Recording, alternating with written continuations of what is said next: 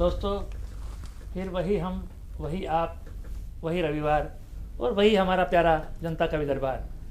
और आज के दरबार में एक बार फिर जोगेंद्र मोर, जो हरियाणा के वकील हैं, और आदेश त्यागी जी, जो दिल्ली के पुलिस अधिकारी हैं, निवेदिता जी दिल्ली में बाल विकास की परियोजनाओं में लगी हैं, और चंद्र वाहिद जी, जो बहुत दिनों के बाद किसी कवि गोष्ठी या किसी कवि सम्मेलन में भाग लेने के लिए पधारे हैं, बहुत अच्छे देश के गजलकार हैं।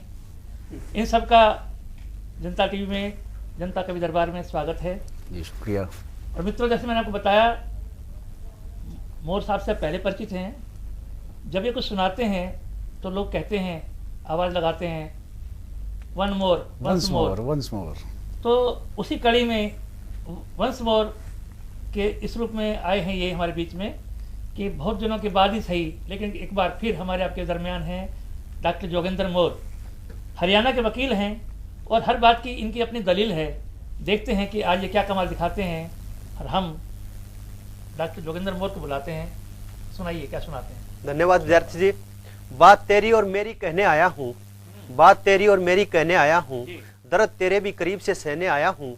मैं वो मोर नहीं, डाली पर बैठा और उड़ गया, तेरे दिल में सदा के लिए रहने आया हूँ। क्या बात है, क्या बात। विद्यार्थी जी, ये जो कविता मैं आज कवि दरबार में सुनाने जा रहा हूँ, ये कविता जिस व्यक्ति के बारे में है वह बिल्कुल सत्य है।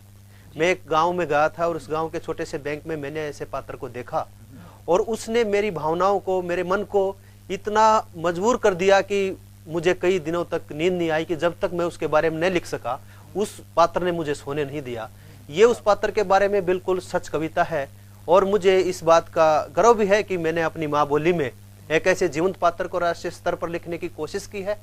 तो आप सबके आशीर्वाद से प्रस्तुत है वो कविता। कि एक दिन गांव के बैंक में जाना पड़ा, एक दिन गांव के बैंक में जाना पड़ा, कुछ देर उड़ा वक्त बिताना पड़ा। मेरा मित्र मैनेजर गलियां बतलावा था, और शायद गहरी गहरी बात में समझावा था। लोग अपने काम न लाग रहे थे और न्यून भाज रहे थे। थोड़ी हाड़ में उड़ा मोटा चाड़ा होया, खेल मेरी आख्या का श्यामी सब तने राड़ा होया। साधारण में असाधारण का मेल हो रहा था, और घनी ठाडी मत का उड़ा खेल हो रहा था। उस बैंक में एक ऐसा भी कर्मचारी था जिसका काम न सब पर लागा भारी था।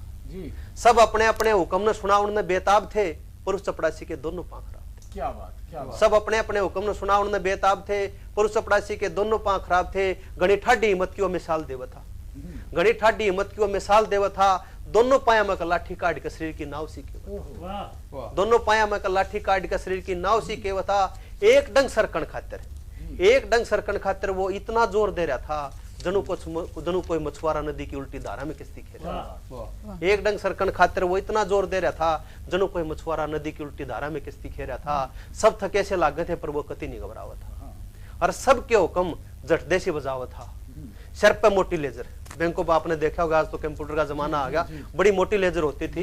कि सर पे मोटी लेजर एक हाथ लाठी, सर पे मोटी लेजर एक हाथ लाठी लेके वो जटदेशी पहुंचावेगा। उसका कर्तव्य देखकर तो बड़ा सर्कस वाला भी शर्मा। बड़े बड़े लेख दर गए, बड़े बड़े लेख दर गए, पर वो तो करके दिखा रहा है। बड़े बड़े लेख दर गए, पर वो तो करके दिखा रहा है, और मेहनत की खाओ रोटी यह बात से कर रहा है। आदमी का चाहे शरीर ठीक ना हो, आदमी का चाहे शरीर ठीक ना हो, आदमी की नीयत ठीक होनी चाहिए, और समाज में ठाली बैठ कर मांगने की ना रीत होनी चाहिए। ड्यूटी टाइम पर अच्छा ही वो अपना घर जाओगा, ड्यूटी टाइम पर अच्छा ही वो अपना घर जाओगा। सारा रात यूं गाना गाओगा, एक अकेला थक जाएगा, मिलके हाथ बढ़ाना रे, साथी हाथ बढ़ाना रे, साथी हाथ बढ़ाना रे, साथी हाथ बढ़ाना। बहुत बहुत, डॉक्टर साहब बहुत बढ़िया।